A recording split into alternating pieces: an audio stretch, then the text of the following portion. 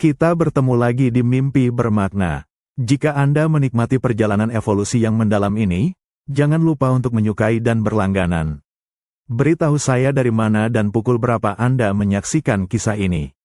Kita akan melakukan perjalanan kembali ke masa senja era Permian, saat kepanasan dan kekacauan geologis mengakhiri kehidupan purba, dan membuka jalan bagi era Mesozoikum. Ini adalah era di mana reptil raksasa akan mendominasi planet ini, tetapi juga momen ketika mamalia pertama mengambil langkah kecil mereka. Anda berdiri di hutan yang gelap dan berlumut, sekitar 220 juta tahun yang lalu. Mata Anda harus menyesuaikan diri dengan bayangan tebal. Di bawah kaki dinosaurus yang baru muncul, Anda melihat nenek moyang mamalia yang pertama. Mereka bukan raksasa yang berjemur di bawah sinar matahari, mereka adalah makhluk-makhluk kecil yang gesit, bersembunyi. Mereka adalah penyintas, sisa-sisa sinapsida yang berhasil melewati kepunahan massal terburuk dalam sejarah. Anda mengamati bagaimana mereka bergerak, postur yang masih rendah, perut dekat dengan tanah, mencari perlindungan di malam hari ketika predator reptil yang lebih besar tertidur. Anda melihat bulu tipis menutupi tubuh mereka, sebuah inovasi penting untuk menjaga suhu internal mereka, sebuah langkah awal menuju endotermi. Namun, lihatlah cara mereka bereproduksi, mereka masih meletakkan telur. Mereka adalah monotremata kuno, perancang purba dari apa yang suatu hari akan menjadi semua mamalia. Waktu bergerak cepat, dan tekanan tektonik memisahkan benua. Anda menyaksikan Pangea terbelah, dan Australia, sepotong besar Gondwana, mulai mengapung menjauh ke tenggara, terisolasi selama jutaan tahun. Isolasi ini bukan hambatan, itu adalah wadah eksperimen alam yang sempurna. Di tempat penampungan yang terputus ini, garis keturunan mamalia purba, yang di tempat lain di dunia harus bersaing dengan marsupial dan plasenta yang berevolusi pesat, menemukan surga untuk bertahan hidup dan bereksperimen. Di antara monotremata ini, Anda mulai melihat cabang yang berkomitmen pada kehidupan akuatik di sungai-sungai Australia. Anda menyaksikan tekanan evolusioner yang bekerja, membentuk kembali tubuh mereka dari pemburu serangga darat yang malu-malu menjadi mesin pencari makan di dasar sungai. Makhluk itu, nenek moyang platypus, mulai mengalami perubahan yang radikal. Anda memperhatikan bagaimana moncong mereka yang sederhana, yang dulunya berfungsi untuk mengendus di dedaunan, mulai memanjang dan mendatar. Ia tidak mengeras menjadi tulang seperti paru burung, sebaliknya, ia menjadi pelat kulit yang fleksibel dan tebal, dipenuhi ribuan elektroreseptor dan sensor tekanan yang sangat sensitif. Anda merasakan air keruh yang gelap di sungai prasejarah, indera penciuman dan penglihatan menjadi tidak berguna saat mencari makan di sedimen yang keruh. Adaptasi luar biasa ini memungkinkan mereka untuk melihat medan listrik samar yang dihasilkan oleh kontraksi otot invertebrata yang tersembunyi, memberi mereka radar biologis. Anda mengamati bulu mereka, yang dulunya hanya sekadar isolasi, kini menjadi pelindung yang sangat padat dan kedap air, menjebak lapisan udara tipis untuk menjaga kehangatan tubuh mereka yang semi-endotermik. Kaki mereka yang pendek berubah, jari-jari depan menjadi berselaput penuh, alat dayung yang efisien untuk manuver di air, namun dapat dilipat ke belakang saat mereka menggali liang tempat mereka akan menyimpan telur kecil mereka. Dan kemudian Anda melihat kejutan yang paling jelas dari sejarah reptil yang tersisa pada platypus jantan, taji beracun yang tersembunyi di pergelangan kaki belakang. Ini bukan sekadar alat pertahanan, ini adalah senjata kimia yang ampuh, digunakan untuk pertempuran teritorial yang intens, menunjukkan dominasi bahkan tanpa harus menjadi yang terbesar atau yang tercepat. Anda menyadari bahwa platypus bukan fosil hidup, juga bukan kesalahan evolusioner. Ia adalah kisah sukses yang unik. Anda kembali ke era Triasik, sekitar 210 juta tahun yang lalu. Rasakan panas yang membakar dan kelembaban udara yang berat di bawah naungan pohon pakis raksasa. Anda mendengar gemuruh jauh dari tiranosaur yang akan datang, tapi fokus Anda diarahkan ke tanah, di mana pertarungan evolusioner yang sesungguhnya terjadi dalam kegelapan. Dunia ini didominasi oleh reptil, tetapi di bawah permukaan, sebuah revolusi kecil sedang berlangsung. Anda harus merangkak ke dalam semak belukar yang lebat, mencium bau tanah yang lembab dan sisa-sisa invertebrata yang busuk. Disinilah, Di celah-celah batu dan di bawah akar pohon, Anda melihat kehidupan nenek moyang mamalia purba, yang dikenal sebagai Mamalia Formens. Anda menyaksikan betapa kecilnya mereka, tidak lebih besar dari tikus, bersembunyi sepanjang hari, menghindari perhatian predator. Kehidupan mereka adalah strategi penghindaran, taktik bertahan hidup paling efektif ketika Anda tidak dapat menang dengan kekuatan. Anda melihat mereka bergerak dengan tergesa-gesa di senja hari. Perhatikan mata mereka yang membesar, evolusi mereka berfokus pada penglihatan malam, memanfaatkan jam-jam dingin ketika reptil raksasa, yang bergantung pada matahari untuk menghangatkan tubuh, menjadi lamban. Tekanan terbesar yang Anda saksikan bukanlah dari gigitan predator, melainkan dari suhu. Disinilah bulu yang Anda amati di babak sebelumnya menjadi aset yang tak ternilai. Ini bukan sekadar penutup, ini adalah selimut insulasi. Anda merasakan perbedaan suhu tubuh mereka dibandingkan dengan lingkungan. Mereka secara aktif menghasilkan panas, memungkinkan mereka beroperasi pada efisiensi tinggi terlepas dari suhu udara luar. Ini adalah endotermi awal, sebuah kunci evolusioner yang membuka pintu aktivitas konstan, terlepas dari siklus siang-malam atau musim. Namun, untuk mempertahankan mesin panas ini, mereka perlu makan terus-menerus. Anda melihat bagaimana rahang mereka dimodifikasi. Gigi mereka tidak hanya runcing untuk mencengkeram, mereka mulai menunjukkan kontak oklusal yang rumit, memungkinkan pengunyahan yang lebih efisien, bukan sekadar menelan. Setiap gigitan mengekstrak lebih banyak energi dari serangga, biji, atau reptil kecil. Evolusi sedang mengasah alat pemrosesan makanan.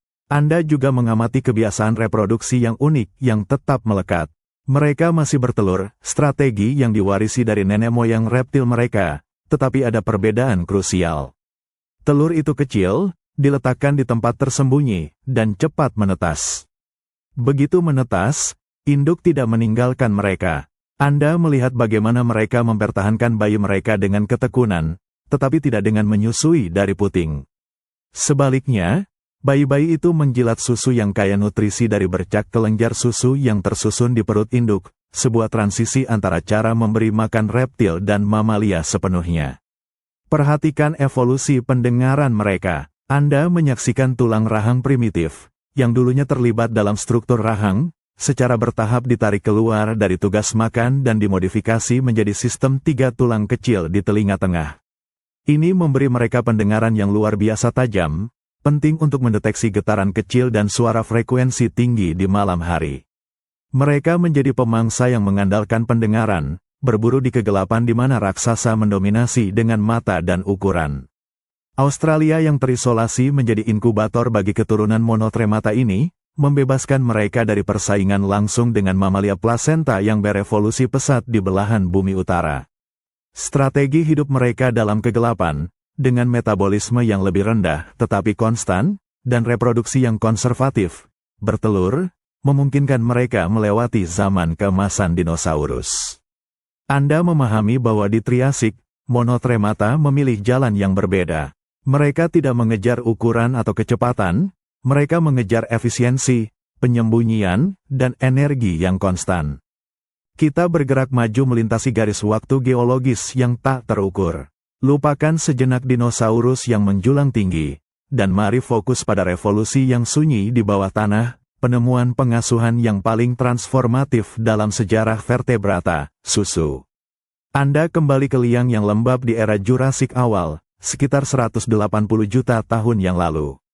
Hawa di sini terasa stabil, terlindungi dari fluktuasi suhu luar yang ekstrim. Anda melihat induk monotremata kuno yang baru saja meletakkan telur-telur kecilnya yang berlendir, sebuah warisan purba yang ia bagi dengan reptil. Namun, Anda menyaksikan langkah evolusi berikutnya, sebuah terobosan yang akan mendefinisikan seluruh kelas kehidupan, mamalia. Perhatikan kulit induk ini. Secara bertahap, kelenjar keringat apokrin, yang awalnya berfungsi murni untuk termoregulasi dan pertahanan kekebalan, mulai memproduksi cairan yang kaya nutrisi.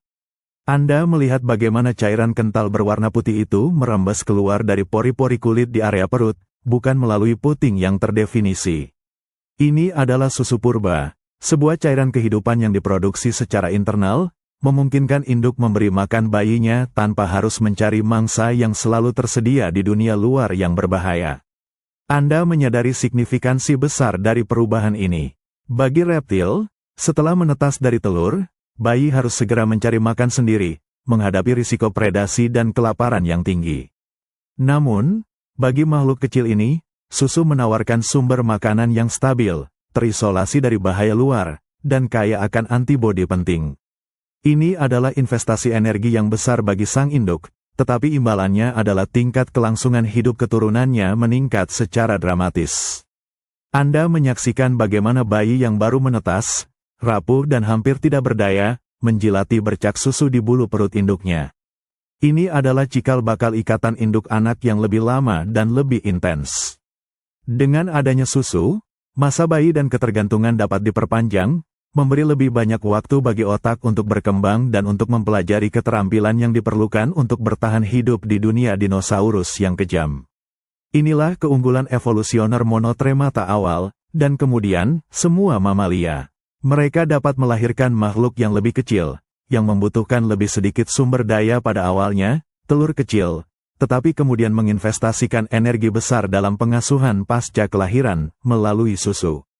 Saat waktu berputar, garis keturunan monotremata yang terisolasi di Australia terus menyempurnakan strategi ini.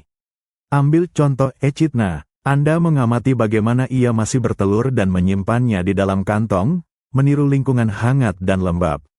Setelah menetas, bayi Echidna tetap berada di kantong itu, mendapatkan susu dari bercak-bercak kelenjar yang kini semakin terspesialisasi, prosesnya mirip dengan platypus. Namun, Anda melihat ada hal yang hilang pada bayi monotremata ini, gigi. Untuk sementara, mereka kehilangan gigi saat menyusui, sebuah adaptasi yang mungkin melindungi induk dari gigitan saat menyusu. Pada platypus dewasa, gigi primitif yang kasar akan digantikan oleh pelat keratinisasi yang keras, cocok untuk menghancurkan krustasea di dasar sungai. Adaptasi ini mencerminkan komitmen mereka yang semakin besar pada makanan khusus akuatik dan pengasuhan melalui susu.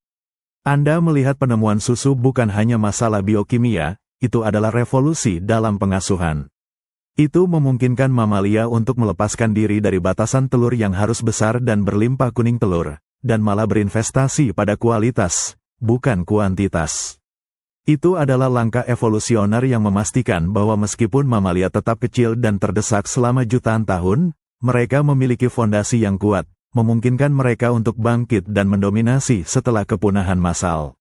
Ini adalah warisan yang kita semua miliki, susu, bahan bakar yang diciptakan oleh kulit. Anda berada di persimpangan jalan evolusioner yang penting, di tengah periode Jurassik, sekitar 160 juta tahun yang lalu. Dunia masih dikuasai oleh reptil besar, tetapi di bawahnya, garis keturunan mamalia sedang terbagi. Ini adalah momen ketika leluhur kita, monotremata, dan kelompok yang akan melahirkan marsupialia dan placentalia, yang dikenal sebagai theria, memutuskan jalur yang berbeda selamanya. Anda berdiri di tepi rawa yang luas. Bau lumpur dan vegetasi yang membusuk memenuhi udara. Di satu sisi, Anda melihat mamalia Formez awal, yang masih setia pada tradisi bertelur, bersembunyi di liang seperti yang telah kita saksikan. Ini adalah nenek moyang monotremata, yang mengutamakan keamanan telur dan pengasuhan susu primitif yang baru ditemukan. Namun, di sisi lain rawa, Anda menyaksikan kelompok lain, theria, yang sedang bereksperimen dengan radikalisme evolusioner. Tekanan untuk bertahan hidup di lingkungan yang penuh predator mendorong mereka untuk menyingkirkan cangkang telur. Perhatikan perubahan pada sistem reproduksi theria. Anda melihat mereka mulai menahan telur di dalam tubuh induk lebih lama, membiarkan embrio berkembang lebih jauh sebelum lahir. Tujuannya, melahirkan anak yang sudah lebih maju dan memiliki peluang hidup yang lebih baik, tanpa perlu berlama-lama menjadi santapan predator di dalam sarang yang rapuh. Meskipun ini awalnya lebih berisiko bagi sang induk, ini menawarkan fleksibilitas yang luar biasa. Sementara theria sibuk dengan inovasi kelahiran hidup ini, monotremata berpegang teguh pada warisan mereka, terutama di benua yang terisolasi. Anda menyaksikan Australia menjauh, mengambil bersama monotremata, yang kini menikmati zona bebas kompetisi. Karena tidak ada tekanan kuat dari marsupialia dan placentalia yang berevolusi dengan cepat, mereka tidak dipaksa untuk mengubah strategi reproduksi bertelur mereka. Bertelur dan menyusui melalui bercak susu berfungsi, dan evolusi tidak memperbaiki apa yang tidak rusak. Fokus Anda kembali ke kelompok monotremata yang tetap di Australia. Karena tidak harus bersaing dengan pemangsa baru yang datang dari luar, evolusi mereka menjadi sangat spesialis. Anda menyaksikan divergensi yang jelas antara platypus awal dan echidna awal. Echidna bergerak ke arah perlindungan darat. Anda melihat duri-duri keratin tumbuh dan mengeras di punggung mereka, sebuah pertahanan pasif yang efektif terhadap predator darat Australia. Mereka menjadi ahli dalam mencari serangga, terutama semut dan rayap. Sementara itu, leluhur platypus berkomitmen lebih dalam pada ceruk akuatik. Anda melihat seluruh tubuhnya beradaptasi untuk mencari makan di dasar sungai, di mana kemampuan elektroreseptif dari paru-barunya menjadi mahakarya evolusi. Kaki berselaputnya menjadi lebih efisien, bulu airnya lebih tebal. Mereka mengembangkan sistem pembuluh darah yang luar biasa di tangan dan kaki mereka untuk menangani kehilangan panas di air dingin. Anda menyadari bahwa perpecahan Jurassik ini bukanlah tentang siapa yang lebih baik, melainkan tentang jalur yang berbeda menuju kelangsungan hidup. Theria memilih kelahiran hidup dan persaingan global yang intens. Monotremata memilih jalur konservatif, mengandalkan perlindungan geografis dan mempertahankan ciri-ciri purba mereka, bertelur, memiliki kloaka, tulang bahu reptil yang kompleks, tetapi menginvestasikan kecerdikan adaptif mereka dalam spesialisasi yang ekstrim, elektroresepsi dan racun. Platypus adalah hasil dari persimpangan jalan ini. Ia membawa fosil hidup dalam kode genetik dan anatominya, sebuah bukti bahwa sejarah evolusi tidak pernah linier. Ia adalah mamalia yang membeku dalam waktu, namun pada saat yang sama, ia adalah predator semi-akuatik yang sangat terspesialisasi dan modern. Itu adalah keberanian evolusi. Untuk bertahan, Anda terkadang harus menjadi anomali yang paling sempurna. Anda tiba di tengah periode kapur awal, sekitar 120 juta tahun yang lalu. Dunia tampak asing, didominasi oleh konifer dan pakis yang menjulang tinggi, dengan bunga pertama yang baru saja mulai muncul. Rasakan udara yang kaya oksigen dan lembab. Ini adalah era puncak dinosaurus, tetapi juga waktu di mana monotremata mulai meninggalkan jejak kaki fosil mereka yang jelas.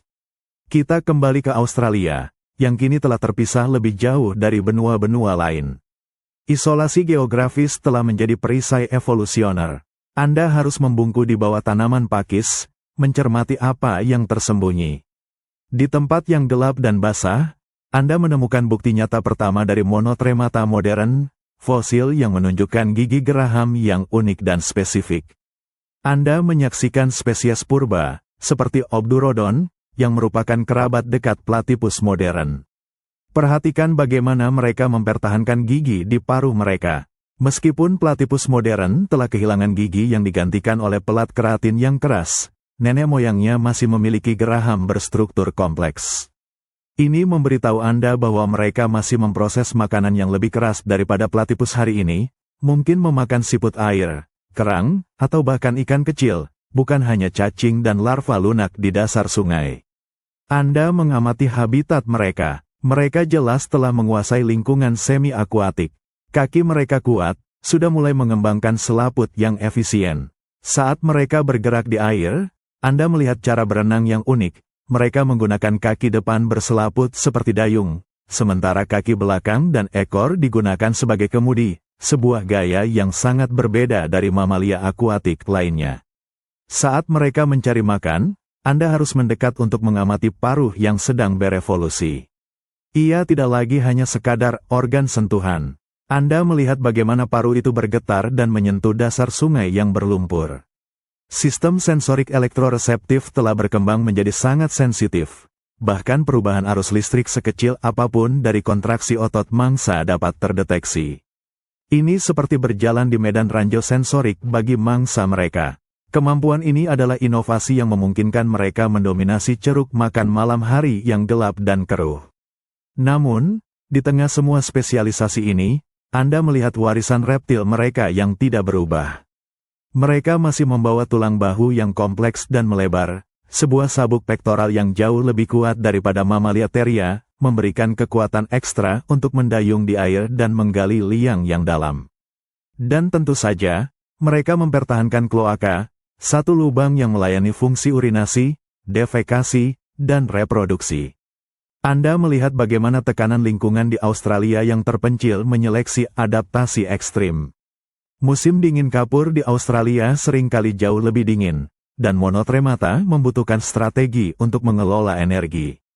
Anda mengamati bagaimana suhu tubuh mereka secara alami lebih rendah dan lebih bervariasi daripada mamalia Theria, sebuah strategi hemat energi yang memungkinkan mereka bertahan hidup pada masa-masa sulit, sebuah trik yang diwarisi dari nenek moyang reptil mereka, dimodifikasi oleh endotermi mamalia. Platypus yang Anda saksikan di kapur ini adalah bukti bahwa evolusi dapat menciptakan makhluk yang tampaknya merupakan gabungan dari banyak hal, bebek, berang-berang, reptil, dengan menggabungkan sifat-sifat kuno dengan inovasi mutakhir. Jejak kaki mereka di lumpur prasejarah adalah penegasan bahwa mereka tidak hanya bertahan, tetapi juga berkembang dalam ceruk unik mereka, di mana warisan kuno adalah aset, bukan beban. Mereka adalah hibrida hidup antara masa lalu dan masa kini. Kita kembali ke kapur awal Australia, tetapi kali ini, Anda memasuki sarang yang tersembunyi. Rasakan kelembaban yang tebal dan bau tanah yang kaya. Inilah tempat rahasia di mana monotremata mempertaruhkan masa depan mereka, melindungi warisan reptil mereka, telur lunak. Anda merangkak melalui terowongan yang digali dengan kaki platypus purba yang berselaput. Terowongan itu panjang dan bercabang, sebuah pertahanan arsitektural yang rumit terhadap banjir dan predator. Akhirnya, Anda mencapai ruang sarang, yang dilapisi dengan vegetasi lembab yang membantu menjaga kelembaban. Anda melihat telur monotremata. Mereka tidak seperti telur reptil yang keras atau telur burung yang rapuh. Mereka kecil, kulitnya seperti kulit dan kenyal, hampir seperti karet. Telur-telur ini hanya mengandung kuning telur yang cukup untuk tahap perkembangan awal embrio. Inilah kelemahan terbesar mereka rentan terhadap pengeringan dan sangat membutuhkan lingkungan yang sangat stabil. Anda menyaksikan induknya mengeram di atas telur. Berbeda dengan reptil yang mungkin mengubur telur dan meninggalkannya, monotremata berinvestasi dalam pengasuhan fisik, menggunakan panas tubuhnya yang endotermik, meskipun dengan suhu yang lebih rendah daripada mamalia plasenta. Perilaku ini sangat penting karena ia menjaga suhu dan kelembaban yang tepat bagi perkembangan embrio. Evolusi di sini menunjukkan sebuah kompromi. Mengapa monotremata tidak beralih ke kelahiran hidup sepenuhnya seperti Theria? Jawabannya terletak pada keterbatasan struktural dan energi. Evolusi adalah tentang langkah bertahap. Telur lunak adalah langkah tengah antara telur reptil dan rahim mamalia. Ini memungkinkan transisi ke endotermi, tetapi juga mempertahankan beberapa struktur panggul kuno yang diperlukan untuk bertelur. Saat telur menetas, Anda menyaksikan hasil dari adaptasi yang bertentangan ini. Bayi yang keluar dari telur tersebut adalah embrio yang sangat prematur. Mereka kecil, buta, dan sangat bergantung. Disinilah inovasi susu menjadi krusial. Anda melihat bayi platypus yang mungil bergerak ke arah bercak kelenjar susu di perut induknya. Mereka tidak menyusu, mereka menjilat susu yang mengalir di bulu. Air susu ini, yang kaya akan protein dan lemak, memungkinkan pertumbuhan cepat di luar telur, menebus waktu perkembangan yang hilang di dalam kulit telur yang terbatas. Ini adalah periode kerentanan tinggi. Seluruh keberhasilan reproduksi platypus, meskipun memiliki paru elektroreseptif yang canggih dan racun jantan yang mengancam, bergantung pada keamanan sarang yang tersembunyi dan dedikasi induk. Jika sarang terendam atau ditemukan oleh predator, seluruh investasi energi gagal. Anda menyadari tekanan yang mendorong platypus untuk menjadi penggali yang ulung. Kaki depannya, berselaput untuk berenang, juga merupakan sekop yang luar biasa untuk menggali terowongan. Sarang yang rumit adalah pertahanan pertama dan utama monotremata terhadap dunia luar. Mereka bertahan di era dinosaurus bukan hanya karena kecil, tetapi karena mereka membuat benteng yang sangat aman untuk telur dan bayi mereka. Platypus adalah mahakarya adaptasi yang kontradiktif. Ia bertelur, menunjukkan kerentanan purba, tetapi ia mengkompensasi kerentanan itu dengan sistem sensorik paling maju, racun defensif yang langka, dan pengasuhan melalui susu. Ia bertahan dengan menggabungkan cara lama dan inovasi radikal, sebuah pengingat bahwa evolusi tidak selalu membuang masa lalu, tetapi seringkali membangunnya kembali dengan cara yang mengejutkan. Anda melaju menuju akhir kapur, menyaksikan salah satu peristiwa geologis paling transformatif, perpisahan terakhir Gondwana. Rasakan getaran di bawah kaki Anda saat lempeng-lempeng benua bergesekan, mendorong Australia semakin menjauh dari Antartika. Ini bukan pemisahan yang cepat, ini adalah proses yang lambat, berlangsung selama puluhan juta tahun, dan memicu pendinginan iklim global. Saat Australia berlayar menjauh ke arah utara, Anda mengamati bagaimana ia menjadi laboratorium isolasi evolusioner. Iklim mulai berubah, dan flora serta fauna Australia dipaksa untuk beradaptasi tanpa adanya gelombang migrasi mamalia plasenta yang mendominasi di belahan bumi utara. Australia menjadi wadah di mana marsupialia dan monotremata bersaing secara eksklusif. Di sungai-sungai Australia kapur, Anda mengamati platypus purba, yang kini semakin efisien dalam perannya sebagai predator akuatik.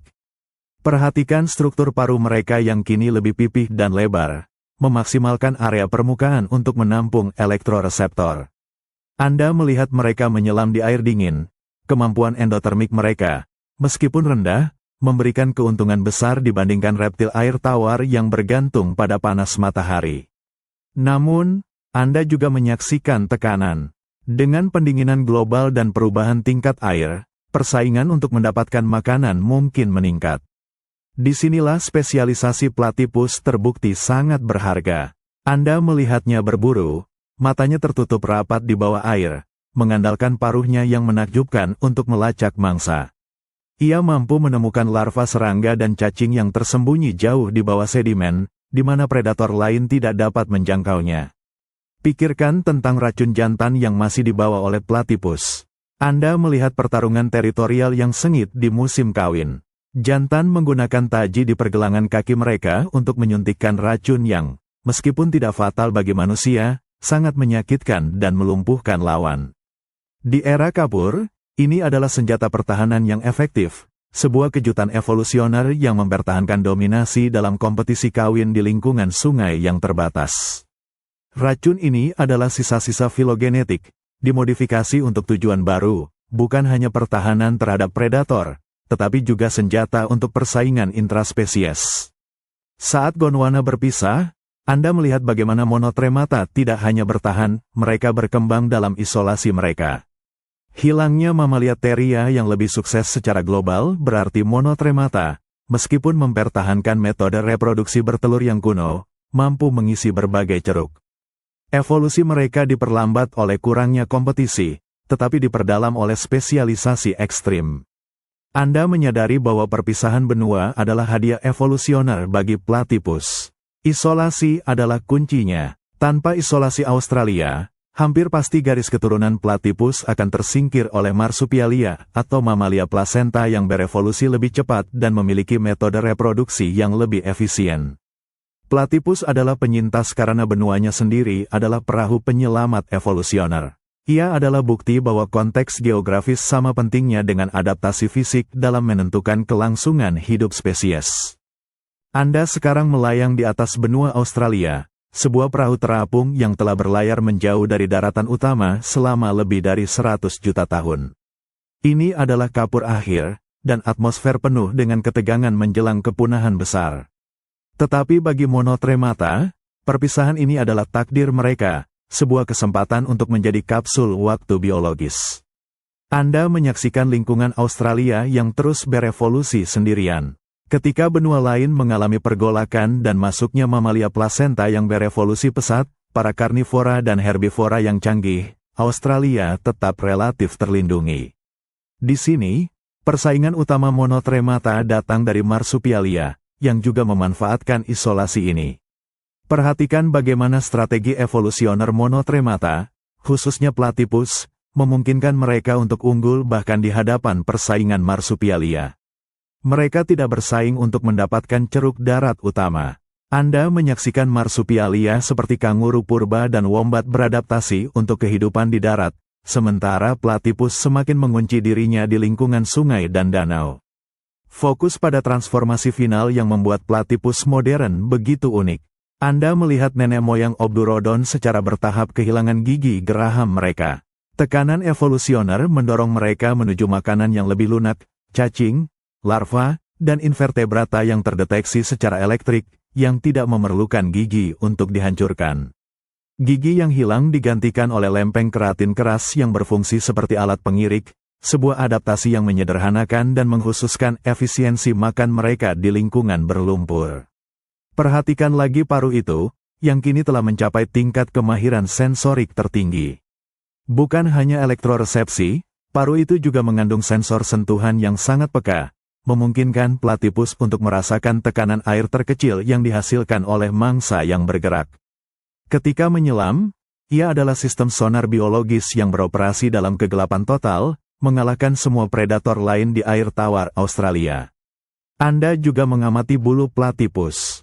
Kepadatannya luar biasa, sekitar 12.000 helai per sentimeter persegi. Anda merasakan air dingin mengalir di atasnya, tetapi air itu tidak pernah mencapai kulitnya, berkat udara yang terperangkap. Perlindungan termal ini adalah kunci untuk bertahan hidup di air yang dingin tanpa perlu mempertahankan metabolisme tinggi seperti marsupialia yang lebih besar. Platypus adalah master kompromi evolusioner. Ini mempertahankan tulang bahu reptil dan bertelur, warisan yang oleh evolusi Theria dianggap sebagai hambatan, tetapi memadukan ciri-ciri tersebut dengan endotermi, racun kompleks, dan elektroresepsi. Kombinasi yang mustahil ini memungkinkan ia mengisi ceruk yang tidak dapat diisi oleh marsupialia atau mamalia plasenta. Saat Anda meninggalkan kapur, Anda mengagumi platypus. Ia tidak berjuang melawan zaman, ia mengakomodasi zaman, menggunakan isolasi geografis untuk melindungi warisan kuno sambil menyempurnakan keahlian modernnya. Ia adalah simbol fleksibilitas evolusi, sebuah makhluk yang membawa DNA Mesozoikum ke dunia modern, bukti nyata bahwa terkadang, penyintas terbaik adalah mereka yang berani menjadi yang paling aneh. Anda memasuki era Kenozoikum, segera setelah kepunahan massal kapur tersier. Dinosaurus telah tiada. Ini adalah fajar zaman mamalia. Australia, meskipun terisolasi, mengalami ledakan kehidupan yang tiba-tiba, terutama dalam kelompok marsupialia, yang mulai berevolusi menjadi raksasa purba. Kita berada di tengah hutan hujan Paleogen, sekitar 50 juta tahun yang lalu. Udara terasa hangat dan lembab. Di darat, marsupialia mulai menguasai ceruk predator dan herbivora, berevolusi menjadi megafauna Australia yang unik, seperti Diprotodon raksasa. Anda melihat monotremata, yang kini diwakili oleh platypus dan echidna, harus bersaing dengan bentuk kehidupan yang semakin besar dan canggih ini. Namun, platypus menunjukkan fleksibilitas evolusioner yang mengagumkan dengan mengunci diri lebih dalam pada ceruk sungai yang terabaikan. Anda mengamati sungai di Queensland purba. Airnya mengalir deras, penuh dengan sisa-sisa vegetasi yang membusuk. Disinilah platypus beroperasi, dan Anda melihat mengapa ukuran dan metode reproduksi kuno mereka bukan lagi hambatan, melainkan strategi kelangsungan hidup yang cerdas. Fokus pada gerakan mereka di dalam air. Tubuh platypus modern telah disempurnakan. Bentuk hidrodinamisnya, ditambah dengan bulu yang sangat padat, memungkinkan pergerakan yang mulus. Anda menyaksikan bagaimana mereka mencari makan secara eksklusif di dasar perairan yang berlumpur. Mereka tidak melihat lingkungan mereka merasakannya melalui medan listrik. Ini adalah keunggulan absolut yang memastikan mereka tidak bersaing secara langsung dengan marsupialia darat yang berburu dengan mata atau hidung. Perhatikan juga bagaimana platypus beradaptasi dengan kebutuhan energinya. Dengan endotermi yang lebih rendah dan metabolisme yang lebih lambat, mereka membutuhkan lebih sedikit makanan dibandingkan marsupialia dengan ukuran yang sama. Ini adalah strategi konservasi energi yang sangat efektif, memungkinkan mereka bertahan di sungai dengan sumber daya terbatas. Platypus purba di era ini, seperti Obdurodon Tarakoschildt, bahkan lebih besar dari platypus modern, menunjukkan bahwa garis keturunan ini sempat bereksperimen dengan ukuran besar. Anda melihat fosil dari platypus raksasa ini, yang kemungkinan menggunakan giginya yang masih ada untuk memecah krustasea yang lebih besar atau vertebrata kecil lainnya.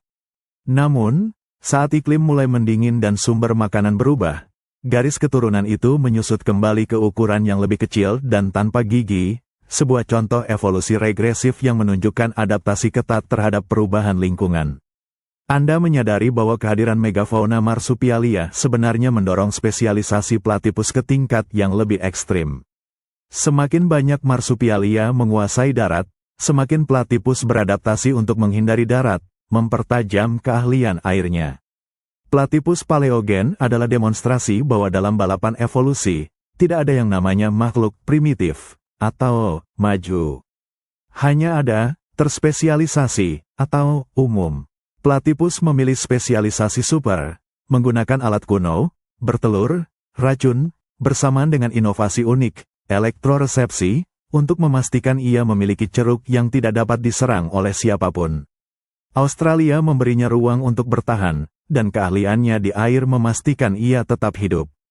Kita kembali ke sungai-sungai Australia Paleogen, tempat lahirnya keajaiban sensorik yang mendefinisikan platypus, paru elektroreseptif.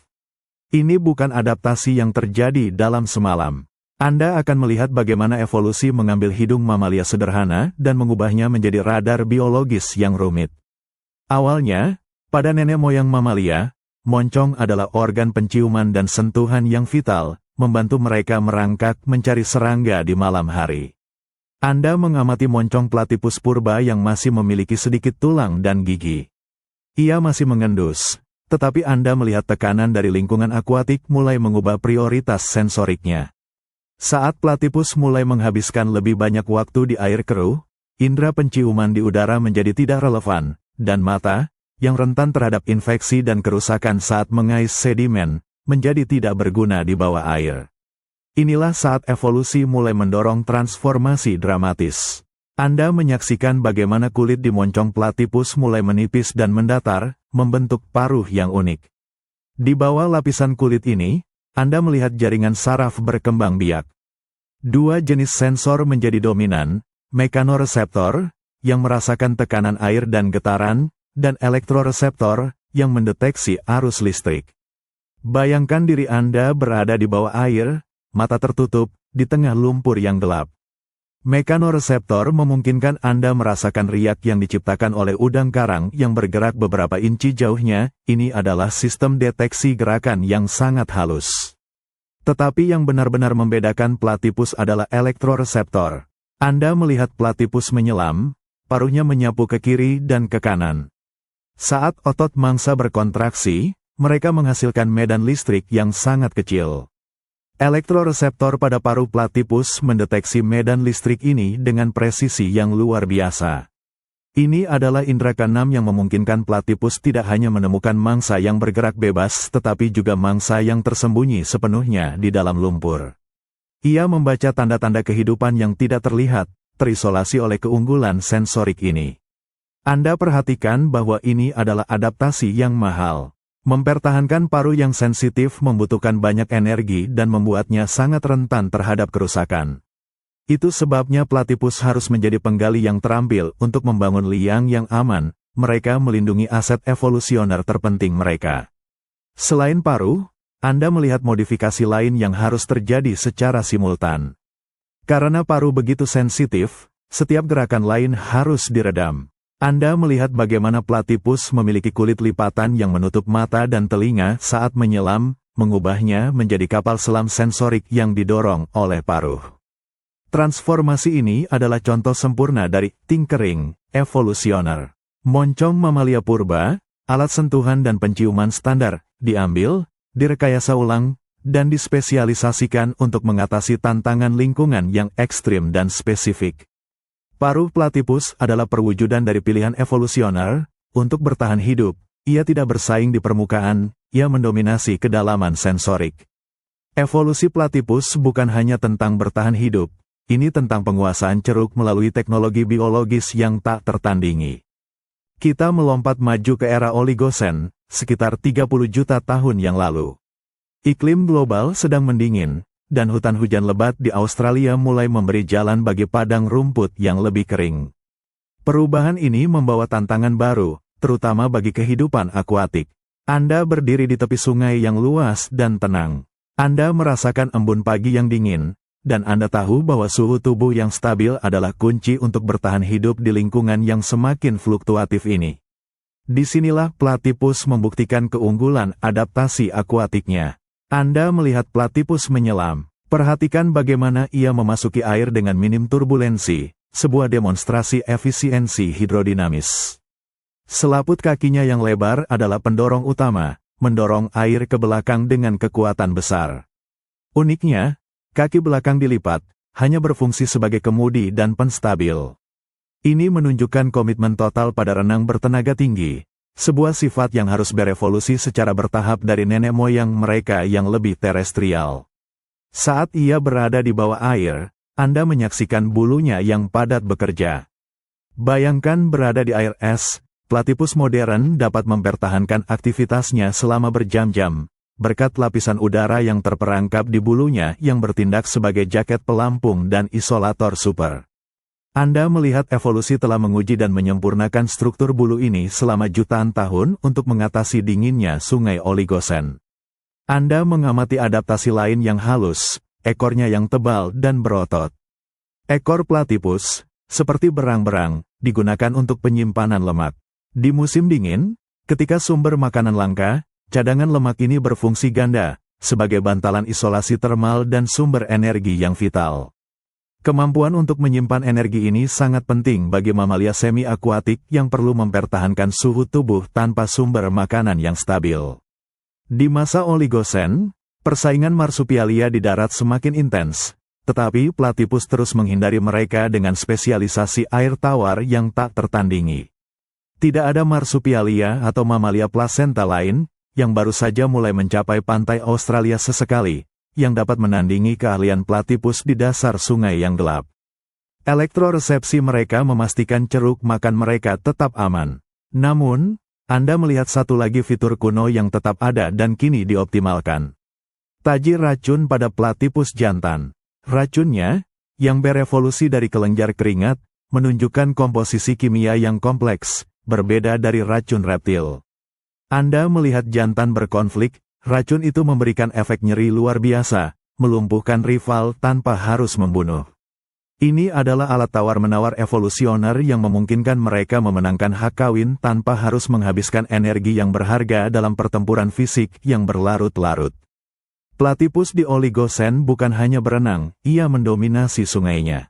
Ia adalah puncak adaptasi semi-akuatik, yang berhasil melalui perubahan iklim dan meningkatnya persaingan dengan mengandalkan inovasi sensorik dan desain tubuh yang sangat efisien.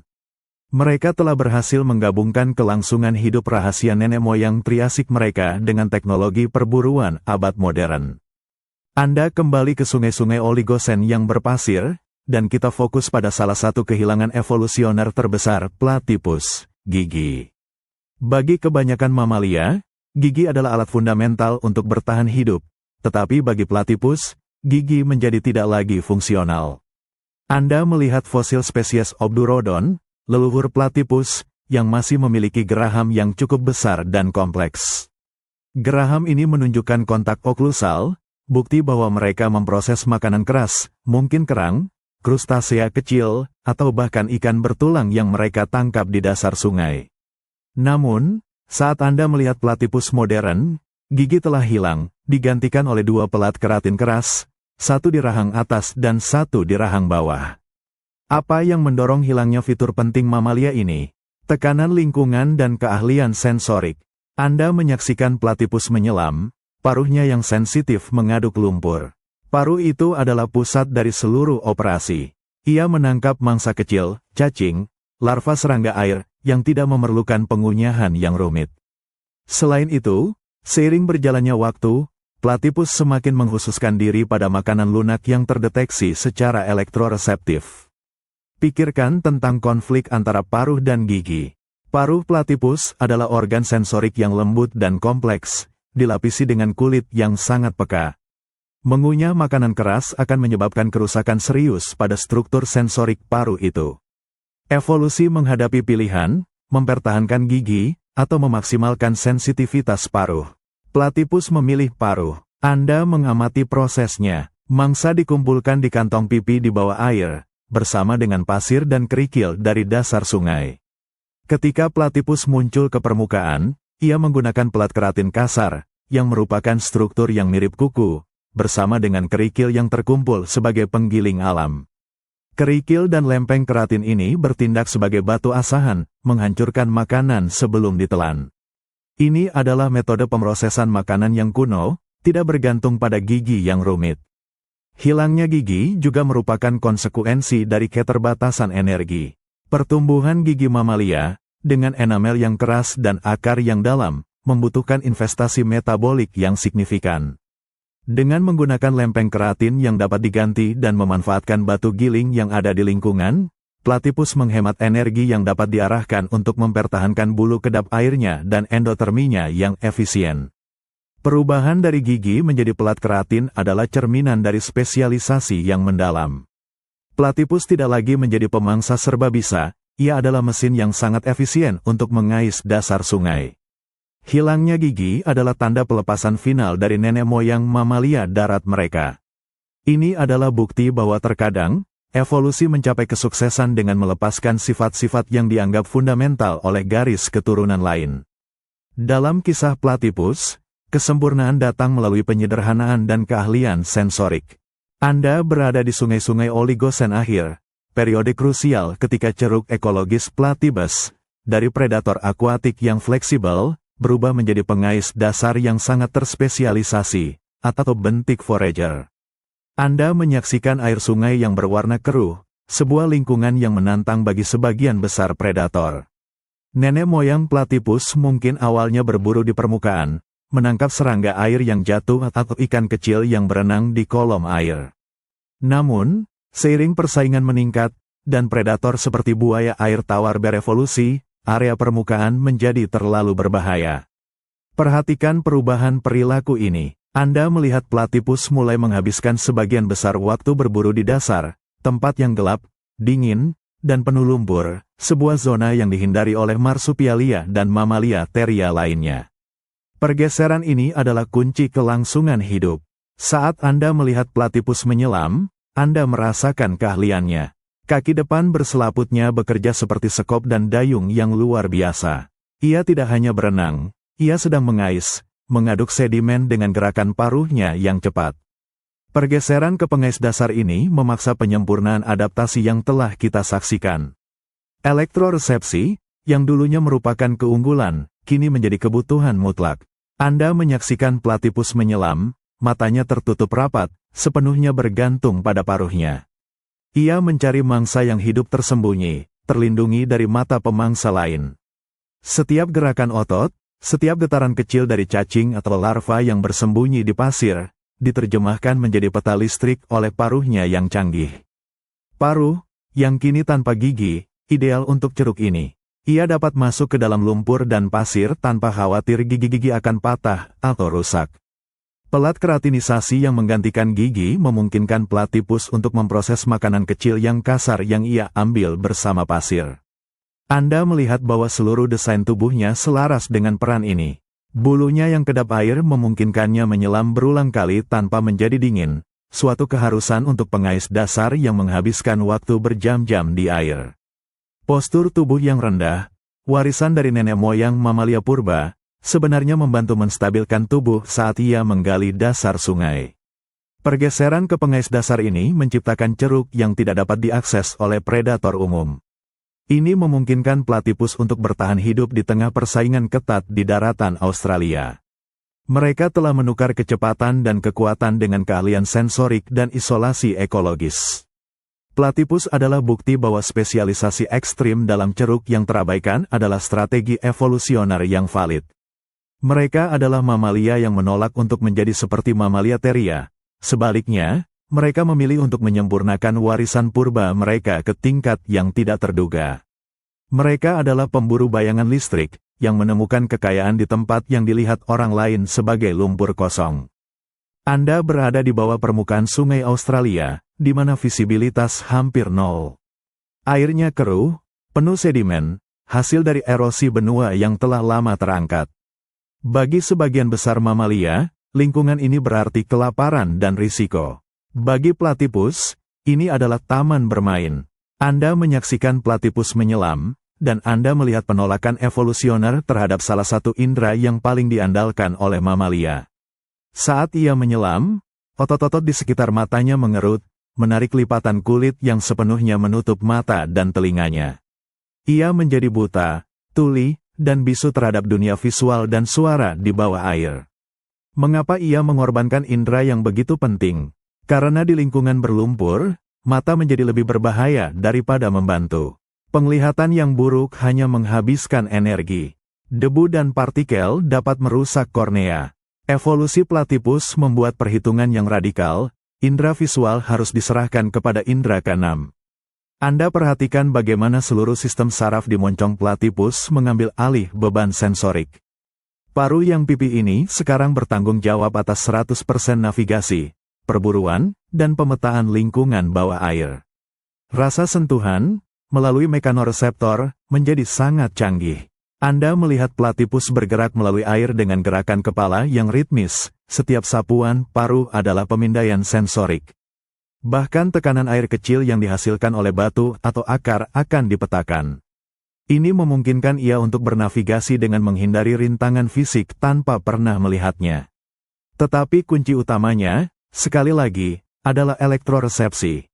Bayangkan Anda merasakan setiap kedipan listrik dari makhluk hidup yang tersembunyi. Anda melihat platypus mendeteksi larva serangga yang terkubur di bawah beberapa sentimeter pasir. Saat platypus mengais pasir, ia tidak mencarinya secara membabi buta, ia melacak tanda tangan listrik mangsa, bergerak dengan kepastian yang luar biasa. Fenomena ini menunjukkan prinsip evolusi yang mendalam. Kehilangan dapat menjadi bentuk adaptasi yang paling canggih. Dengan menyingkirkan ketergantungan pada penglihatan, platypus memaksa evolusinya untuk menyempurnakan indera lain di luar pemahaman mamalia darat. Paruhnya kini lebih kaya akan informasi daripada mata yang paling tajam pun di lingkungan gelap itu. Inilah kisah tentang bagaimana tantangan yang suram, air keruh yang gelap, menciptakan solusi paling brilian. Platypus menaklukkan kegelapan, bukan dengan melawan, tetapi dengan merangkulnya dan mengembangkan sistem sensorik yang tidak membutuhkan cahaya sama sekali. Ia berhasil karena ia percaya pada indera listriknya. Ini adalah mahakarya evolusi yang mengajarkan kita bahwa adaptasi sejati seringkali berarti menemukan cara yang sama sekali baru untuk merasakan dunia. Anda berdiri di tepi sungai modern, tetapi kita harus melupakan penampilan luarnya sejenak dan fokus pada indera. Kita memasuki era di mana platypus telah mencapai puncaknya, sebuah kombinasi unik dari warisan kuno dan kecanggihan sensorik. Anda menyaksikan platypus menyelam lagi, paruhnya yang fleksibel menyapu permukaan air dan dasar berlumpur. Kali ini, abaikan medan listrik, fokuslah pada tekanan mekanis. Di dalam paru platypus, tertanam ribuan mekanoreseptor, sebuah jaringan sensor yang jauh lebih padat daripada ujung jari manusia.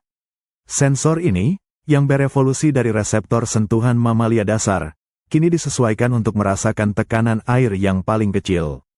Bayangkan Anda berada di dalam air. Ketika invertebrata kecil bergerak, mereka mendorong air di sekitar mereka, menciptakan gelombang tekanan mikro. Anda melihat platypus, dengan mata tertutup, merasakan getaran halus ini. Ia tidak hanya mendeteksi keberadaan mangsa, ia memetakan ukuran dan arah pergerakan mangsa hanya dari gelombang tekanan air. Ini adalah sistem garis lateral yang sangat canggih, serupa dengan yang digunakan oleh ikan dan amfibi, tetapi berevolusi secara independen pada mamalia. Perhatikan saat platypus berenang, ia menghasilkan gelombang tekanannya sendiri. Namun, otak platypus telah berevolusi untuk menyaring kebisingan, ini memungkinkan ia untuk fokus hanya pada gangguan eksternal. Kemampuan pemrosesan saraf ini sama pentingnya dengan sensor itu sendiri. Ini menunjukkan betapa platypus berkomitmen pada kehidupan akuatik, seluruh arsitektur sarafnya telah diatur ulang untuk lingkungan ini. Anda menyaksikan platypus mendekati bebatuan besar. Ia tidak menabraknya, mekanoreseptornya merasakan bagaimana air mengalir di sekitar bebatuan itu, menciptakan bayangan tekanan. Dengan merasakan bayangan ini, platypus dapat memetakan lingkungan di sekitarnya, bahkan dalam kegelapan total. Kombinasi antara mekanoreseptor dan elektroreseptor adalah kunci sukses platypus. Elektroresepsi memberitahu platypus bahwa ada kehidupan di dekatnya. Mekanoresepsi memberitahu platypus di mana kehidupan itu berada dan seberapa besar ukurannya. Dua indera ini bekerja dalam sinkronisasi sempurna, memberikan platypus keunggulan evolusioner yang tidak dimiliki oleh mamalia akuatik lainnya. Platypus telah mengambil indera sentuhan purba yang digunakan nenek moyang mamalia untuk merasakan permukaan tanah, dan memodifikasinya menjadi sistem sonar tekanan yang bekerja di bawah air. Ini adalah bukti bahwa evolusi dapat menciptakan indera keenam dari modifikasi indera dasar. Anda menyadari bahwa platypus tidak hanya bertahan, ia mendominasi sungainya dengan kecerdasan sensorik yang luar biasa, memetakan dunianya melalui gelombang tekanan air yang hampir tak terlihat. Kita berada di puncak evolusi sensorik platypus, di sungai-sungai Australia modern. Anda telah melihat bagaimana platypus menguasai tekanan air, tetapi sekarang, Anda akan mengalami terobosan paling aneh yang pernah dilakukan mamalia, berburu dengan listrik. Bayangkan platypus menyelam, matanya tertutup rapat, indera penciumannya tidak berfungsi. Ia benar-benar mengandalkan medan listrik yang tak terlihat. Di dalam paruhnya, tersebar dua jenis kelenjar lendir, satu yang mengandung elektroreseptor, dan satu lagi yang membantu menahan muatan listrik. Anda menyaksikan platypus mendekati dasar sungai. Setiap kontraksi otot, sekecil apapun, dari udang karang atau cacing yang terkubur, menghasilkan tegangan listrik kecil. Listrik ini dialirkan dengan sempurna melalui air sungai. Elektroreseptor platypus, yang sangat sensitif, mendeteksi perubahan tegangan sekecil puluhan mikrovolt. Itu adalah setara biologis dengan mendengarkan bisikan di tengah badai. Anda melihat platypus mulai menggerakkan kepalanya. Ia tidak bergerak secara acak, ia memindai. Ia merasakan gradien tegangan, perbedaan kekuatan listrik di paruh kanannya dan paruh kirinya. Otaknya, yang telah didedikasikan sebagian besar untuk memproses informasi paruh, secara instan menghitung sumber tegangan tersebut, memberikan platypus arah yang tepat menuju mangsanya yang tersembunyi. Sistem ini berevolusi dari kelenjar lendir kulit purba. Daripada membuang kelenjar ini, evolusi memodifikasinya menjadi antena yang sensitif. Anda menyadari bahwa inilah alasan platypus tetap bertelur, ia tidak harus bersaing dengan teria. Karena ia memegang kendali penuh atas ceruk air tawarnya melalui indera listrik ini, ia tidak memerlukan efisiensi reproduksi yang lebih besar. Warisan reptilnya, bertelur, racun, dan inovasi mamalianya, susu, bulu, endotermi, disatukan oleh indera keenam ini. Perhatikan juga bahwa platypus tidak menghasilkan listriknya sendiri, ia adalah pendengar pasif. Ia memanfaatkan fisika dasar konduktivitas air. Jika ia berada di darat, indera ini akan sepenuhnya tidak berfungsi. Ini menunjukkan komitmen totalnya pada lingkungan akuatik. Anda menyaksikan momen puncaknya. Platypus menekan paruhnya ke dalam lumpur. Paruh itu bergetar sebentar saat mengunci sumber sinyal listrik, dan dalam sekejap, ia berhasil mengambil mangsa. Mangsa yang hidup dalam kegelapan dan lumpur, yang disangka aman, dilacak oleh percikan listrik yang tak terhindarkan dari kehidupannya sendiri. Platypus adalah pemenang dalam kontes evolusioner yang aneh. Ia membuktikan bahwa strategi kelangsungan hidup yang paling efektif tidak selalu berarti yang paling maju dalam pengertian konvensional. Ia adalah perpaduan yang absurd namun sempurna, mamalia yang bertelur, bervenenom, dan pemburu listrik. Dalam dirinya, kita melihat bahwa evolusi tidak mengenal aturan, ia hanya tahu cara untuk bertahan, bahkan jika itu berarti menemukan percikan tersembunyi dalam lumpur. Kita memasuki babak terakhir, menyaksikan bagaimana tantangan termal Australia membentuk pertahanan fisik platypus. Anda merasakan perbedaan suhu yang tajam antara daratan dan air sungai yang dingin, terutama saat periode glasial melanda benua itu jutaan tahun yang lalu. Anda mengamati bulu platypus modern. Bulu adalah ciri mamalia purba, awalnya berevolusi untuk menjaga suhu tubuh konstan di darat. Tetapi pada platypus, bulu telah direkayasa ulang untuk lingkungan akuatik. Perhatikan kepadatan bulunya. Ini adalah perisai pelindung yang luar biasa. Jika Anda mencoba menyentuh platypus yang baru keluar dari air, Anda akan merasakan lapisan luar basah, tetapi bagian dalam bulu kering, hangat, dan lembut. Evolusi telah menciptakan dua lapisan bulu luar yang lebih panjang dan kasar, dan bulu bawah yang sangat halus dan melengkung. Saat platypus menyelam, bulu luar mengunci air di luar, dan bulu bawah menjebak lapisan udara tipis di sekitar tubuhnya. Anda melihat gelembung-gelembung udara kecil dilepaskan sesekali saat platypus berenang, itu adalah bukti isolasi yang efisien. Udara ini adalah insulasi super, mencegah air dingin bersentuhan langsung dengan kulit. Pentingnya bulu ini sangat besar. Menjaga suhu tubuh konstan di air jauh lebih sulit daripada di udara, karena air menghilangkan panas puluhan kali lebih cepat daripada udara. Jika platypus harus terus-menerus menghasilkan panas untuk melawan air dingin, ia akan kehabisan cadangan energinya dalam waktu singkat, membuat sesi mencari makan di bawah air tidak berkelanjutan. Strategi evolusi platypus di sini adalah brilian. Daripada menaikkan metabolisme internal, seperti mamalia plasenta yang lebih besar, ia berinvestasi dalam insulasi fisik yang luar biasa. Ini memungkinkan ia mempertahankan endotermi yang lebih rendah dan lebih hemat energi, yang diwarisi dari nenek moyang monotremata mereka. Anda melihat bagaimana platypus menjaga kebersihan bulunya dengan perhatian yang intens. Setiap kali ia muncul ke permukaan atau kembali ke liangnya, ia meluangkan waktu untuk merapikan bulunya, memastikan lapisan udara terperangkap dengan sempurna. Ini adalah pertahanan hidupnya. Bulu yang rusak atau kotor berarti hilangnya insulasi, hipotermia, dan kematian. Bulu platypus adalah metafora untuk seluruh kisah evolusinya, adaptasi yang memaksa, tetapi sangat sukses. Itu adalah inovasi mamalia yang diubah menjadi baju besi akuatik.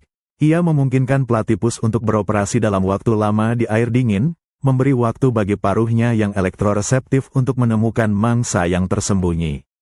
Keahlian di air, didukung oleh bulu yang sempurna, adalah yang terakhir dari serangkaian inovasi yang memungkinkan mamalia bertelur ini bertahan dan berkembang hingga hari ini. Kita menyaksikan bagaimana platypus menyelesaikan adaptasi fisiknya dengan menyempurnakan alat gerak mereka. Anda berada di tepi sungai, memperhatikan kaki depan dan belakang platypus. Kaki adalah tempat di mana evolusi menunjukkan kompromi yang paling jelas dan fungsional. Pada mamalia darat, cakar dan kuku sangat penting untuk berlari atau menggali. Platypus, sebagai mamalia semi-akuatik yang sangat spesialis, harus berenang secara efisien, tetapi ia juga harus menggali liang panjang di sepanjang tepi sungai untuk berlindung dan menyimpan telurnya. Anda melihat kaki depannya, jari-jari memiliki selaput yang sangat luas, melampaui ujung cakar. Selaput ini menciptakan dayung yang hampir sempurna untuk mendorong air dengan kekuatan yang luar biasa. Ingat, kaki depanlah yang melakukan sebagian besar pekerjaan propulsi saat berenang. Namun, amati apa yang terjadi ketika platypus keluar dari air dan mulai menggali sarangnya. Anda melihat bagaimana selaput renang yang diperpanjang itu ditarik kembali. Ia melipat ke belakang, memperlihatkan cakar yang tajam dan kuat di bawahnya. Cakar ini digunakan untuk mengukir liang di tanah yang padat, pertahanan utama mereka di darat.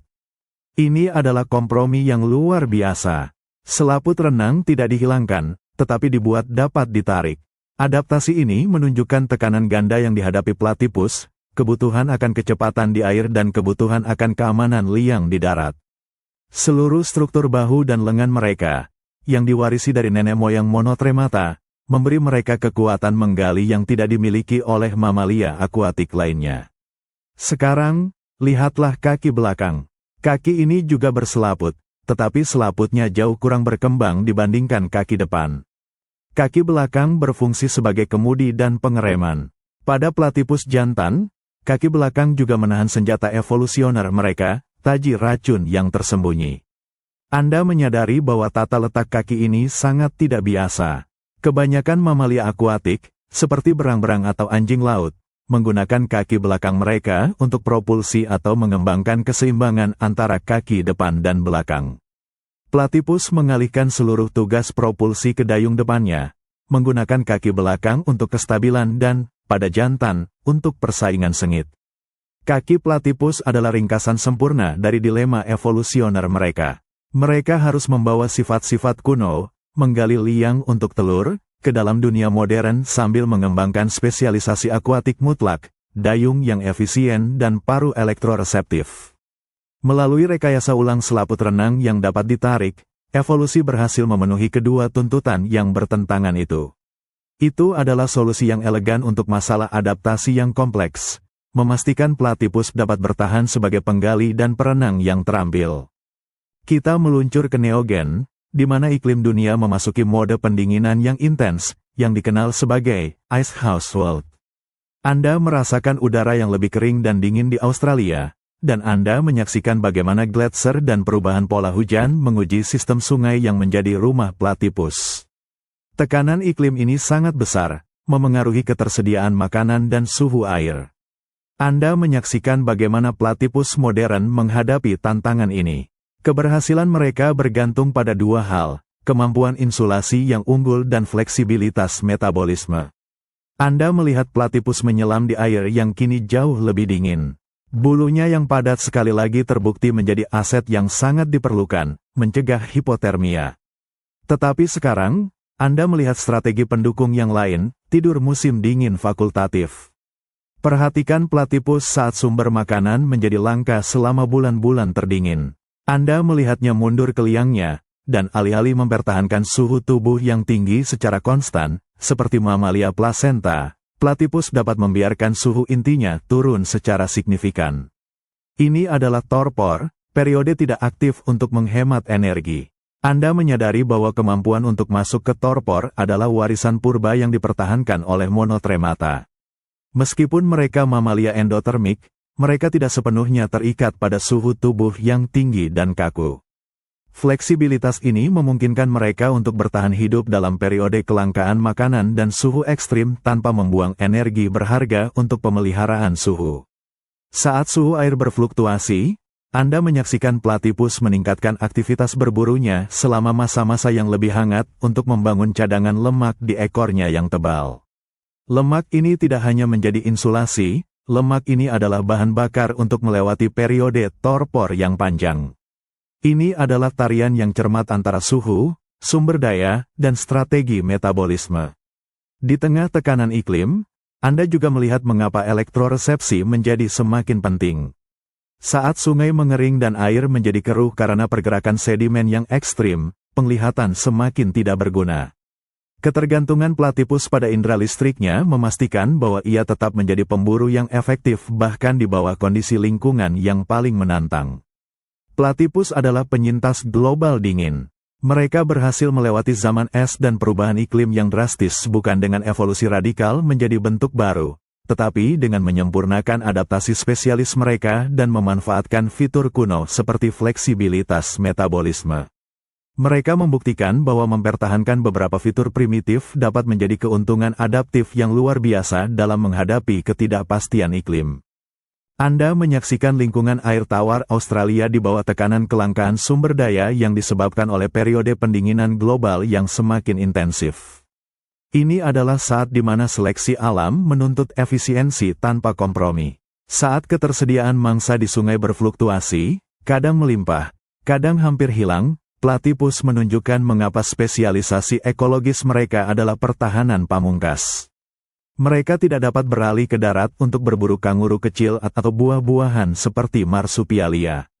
Mereka hanya memiliki satu alat, kemampuan untuk menemukan invertebrata akuatik yang tersembunyi. Anda melihat platypus beroperasi di saluran air yang menyempit dan dangkal, sisa-sisa sungai yang lebih besar di masa lalu. Dalam kondisi seperti ini, setiap kalori diperhitungkan. Perhatikan bagaimana perilaku mencari makan mereka menjadi sangat terfokus. Mereka memaksimalkan setiap penyelaman yang dilakukan. Dengan kemampuan elektroresepsi dan mekanoresepsi mereka, platypus tidak membuang waktu untuk mencari mangsa yang sudah mati atau yang bersembunyi terlalu dalam. Mereka hanya berfokus pada sinyal listrik dari kehidupan yang aktif, memastikan tingkat keberhasilan berburu yang sangat tinggi per satuan waktu. Sistem reproduksi mereka, meskipun kuno, juga menunjukkan efisiensi. Dengan bertelur, platypus menghindari beban energi yang berat untuk membawa embrio yang berkembang penuh selama berbulan-bulan, seperti mamalia plasenta. Namun, Mereka menyeimbangkan ini dengan pengasuhan pasca kelahiran yang intensif melalui susu. Mereka berinvestasi pada kualitas kecil, bukannya kuantitas besar, yang sangat penting saat sumber daya langka. Anda menyaksikan platipus jantan menggunakan taji beracunnya. Di masa kelangkaan, pertarungan untuk sumber daya yang tersisa dan hak kawin menjadi lebih brutal.